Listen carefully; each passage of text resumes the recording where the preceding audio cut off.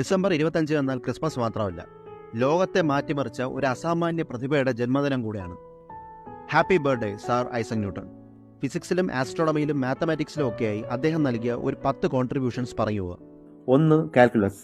നമ്മൾ മാത്സ് ക്ലാസ്സിലിരുന്ന് ഇക്ഷ ഇണ്ണ വരയ്ക്കുന്ന differentiation, integration, പിന്നെ അവയുടെ ആപ്ലിക്കേഷൻസ്, ഇതൊക്കെ ചേർന്ന മാത്തമാറ്റിക്സിലെ ഒരു ബ്രാഞ്ചാണ് കാൽക്കുലസ്.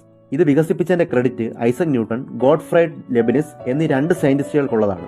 ആരാണ് ഇൻ്റഗ്രേഷനൊക്കെ കണ്ടുപിടിച്ചത് എന്നോർത്ത് ഇനി എങ്ങും പോവേണ്ട ആവശ്യമില്ല. 2. Laws of motion. ബലം, ചലനം ഇവ തമ്മിലെ പരസ്പര ബന്ധങ്ങളൊക്കെ ഡീൽ ചെയ്യുന്ന 3 ലോസ് ഓഫ് മോഷൻ ന്യൂട്ടൻ്റേതാണ്.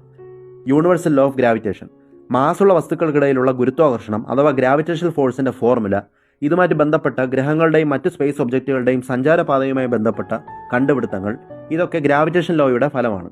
ന്യൂട്ടൺ ഏതോ മരത്തിൻ്റെ ചുവട്ടിരുന്നപ്പോൾ അദ്ദേഹത്തിൻ്റെ തലയിൽ ആപ്പിൾ വീണു, അതിൻ്റെ ഫലമായിട്ടാണ് അദ്ദേഹം ഗ്രാവിറ്റേഷൻ ലോ കണ്ടുപിടിച്ചത് എന്നൊക്കെയുള്ള കഥകൾ നമ്മൾ പലയിടത്തും കേട്ടിട്ടുണ്ട്. പക്ഷെ അതൊക്കെ വെറും പൊട്ട കഥ മാത്രമാണ്. അദ്ദേഹം ലോ ഓഫ് ഗ്രാവിറ്റേഷൻ കണ്ടുപിടിച്ചു എന്നത് മാത്രമാണ് സത്യം. Reflecting telescope. ലെൻസുകൾക്ക് പകരം കോൺകേവ് മിറർ ഉപയോഗിച്ചുള്ള റിഫ്ലക്റ്റിംഗ് ടൈപ്പ് ടെലസ്കോപ്പ് ന്യൂട്ടൻ്റെ കണ്ടുപിടുത്തമാണ്.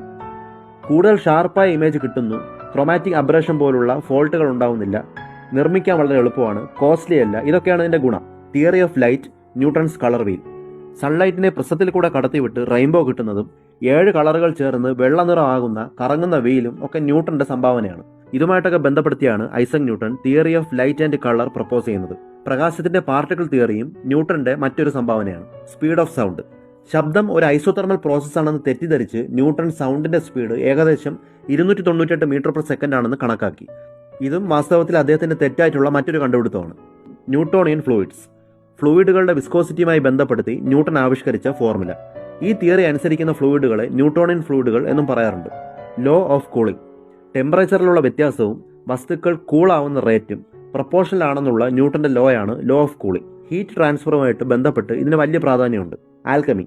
മറ്റ് ആൽക്കമിസ്റ്റുകളെ പോലെ തന്നെ ന്യൂട്ടൺ നടത്തിയ അസംഖ്യം എക്സ്പെരിമെന്റ്സും ഒബ്സർവേഷൻസും കെമിസ്ട്രി എന്ന സബ്ജക്റ്റിന് വലിയ തോതിൽ ഗുണം ചെയ്തിട്ടുണ്ട്. പക്ഷേ കെമിസ്ട്രി എന്ന വിഷയത്തിൽ ന്യൂട്ടൺ അധികം ഫോക്കസ് ചെയ്തിരുന്നില്ല എന്നുള്ളതാണ് സത്യം. മാത്സിലുള്ള ബൈനോമിയൽ തിയറത്തിൽ എക്സ്പോണൻസ് ആയി ഫ്രാക്ഷൻസിനെ കൊണ്ടുവരിക, ഫംഗ്ഷൻസിന്റെ റൂട്ട് കണ്ടുപിടിക്കാനുള്ള ന്യൂട്ടൺ റാഫ്സൺ മെത്തേഡ്, ഇങ്ങനെ പറഞ്ഞാൽ തീരാത്ത ഒട്ടേറെ കോൺട്രിബ്യൂഷൻസ് അദ്ദേഹം മാത്തമാറ്റിക്സിലും നൽകിയിട്ടുണ്ട്.